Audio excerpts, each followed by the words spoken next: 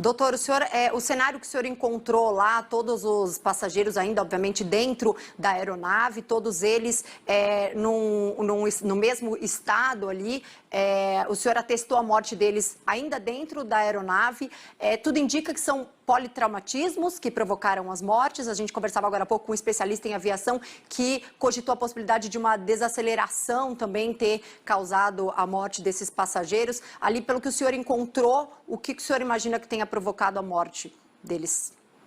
O Andressa, exatamente. Eu fui o primeiro a entrar na aeronave, né? Quando eu entrei a cerca da porta estava o condutor, caída, sentada a poltrona, e logo em seguida estava a outra vítima. Prontamente verifiquei todos os sinais vitais para ver se se contava com vida, que essa era a nossa esperança, né?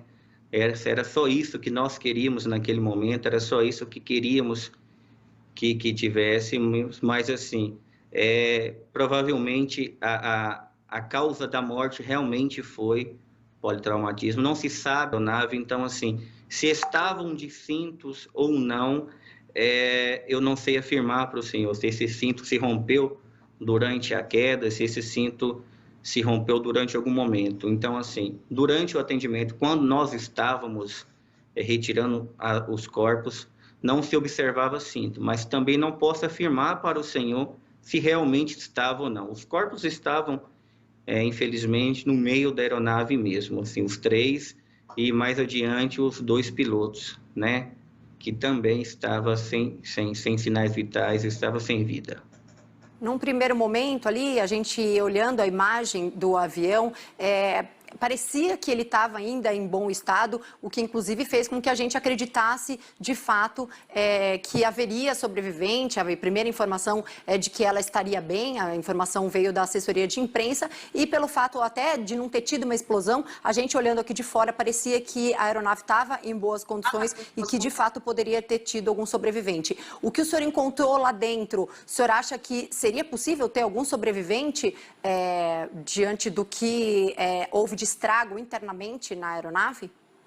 Andressa, como mesmo a senhora disse, de antemão, para quem visualizava o local, por um local ser um local de bastante e difícil acesso, realmente a aeronave, nós estamos acostumados com acidente de aeronave, que a aeronave toda se deflagra, se quebra, né?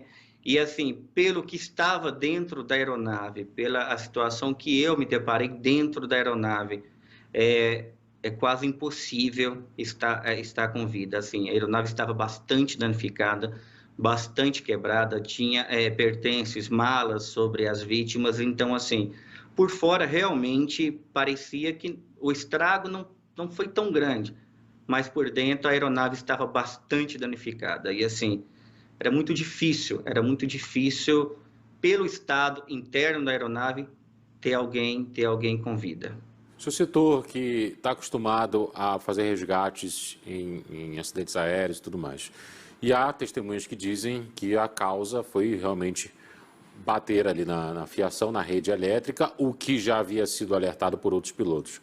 É o primeiro acidente do tipo do qual o senhor trabalha, de aeronave, que bate na rede de alta tensão? Exatamente. E assim, esse é o primeiro atendimento por essa suspeita de acidente, e não sabíamos até então. Foi a primeira pergunta que eu fiz para o pessoal do Corpo de Bombeiro. A assassina está segura?